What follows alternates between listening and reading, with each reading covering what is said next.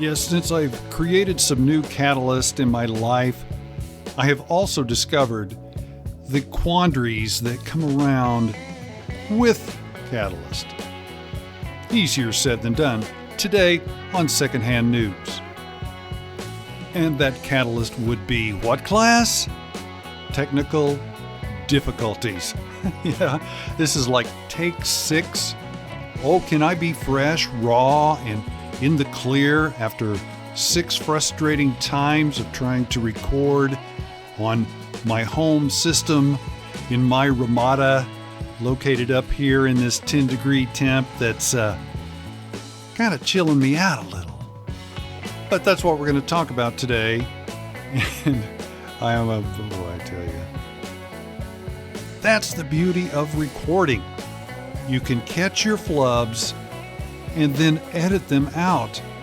And so you can almost have fun with it. And that's what I like, having a little fun with it. Where was I going with this? Oh yeah, today I was going to talk about A is to B as B is to C, and how it clashes with a peanut butter sandwich. And if we just try to demystify that for just a little bit, you'll find it's really pretty simple. If you had freshman algebra, and if you were a really smart kid, you probably knew this in 6th grade because your parents taught you. Smart parents. Applied algebra. That's what I'm talking about. These things are there. And Jerry Noobs didn't notice them as a kid when he was growing up. He was too busy playing sports. Now, I dig sports. I like sports. I think the technology of sports has came a long way over time, because I remember seeing football players back in the day without face masks and wearing leather helmets. And one of my childhood idols growing up in Oklahoma was Jim Thorpe. And so he's a great archetype if you think about going from bad to better to best as one of the greatest world-class athletes and one of the first world-class athletes in America. What a guy, man, what a guy. Yeah, we could go deep on the archetypes, the hero archetypes. I think that's very fascinating stuff, and a thing Carl Jung delved deep into. Not only Carl Jung, but Joseph Campbell. See, we all know this stuff. We learned this stuff in high school, in college, but there are people that do not know these things exist. And that's the mission, is to be able to express the information that you have sealed up in that noggin and bringing it out, testing it. Is it good? Is it bad? Is it rotten? Those are all the things that happen when you zoom, because you can zoom in, focus, you can zoom out, look at the big picture, no time, no space, just chilling. And then you move on to the next thing. You resolve issues. And at some point in time, and the sages say, this ain't done in a day, you're going to be there a while. And in the West, we don't do that. What we do is we say we did, but we really didn't. And you can ride that bandwagon all the way home till that judgment day. And you can live in your Chevrolet all the way until judgment day.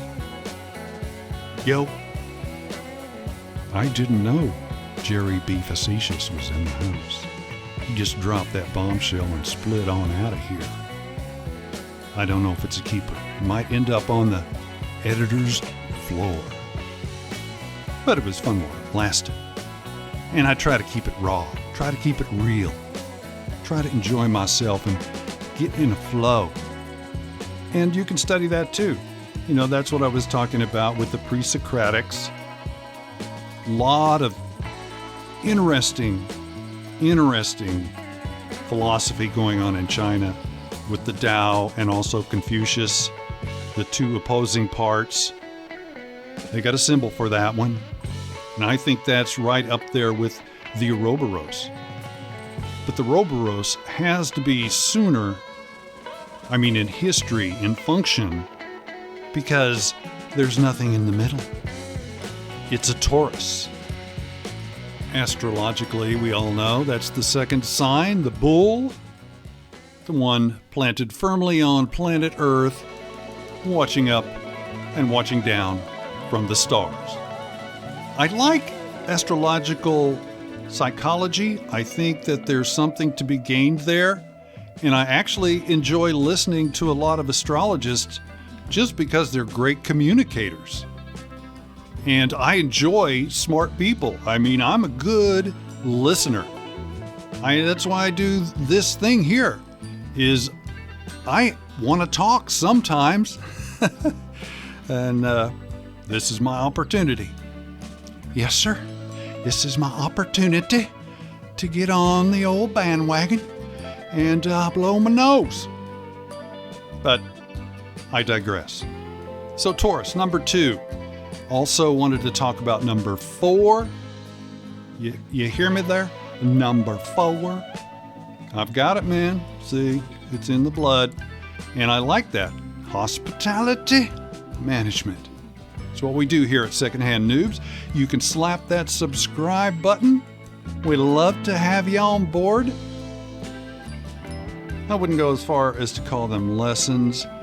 Maybe just trying to be in the flow and give you some daylight. So here's where my train of thought was going on that, okay? My initial thought today was A is to B as B is to C.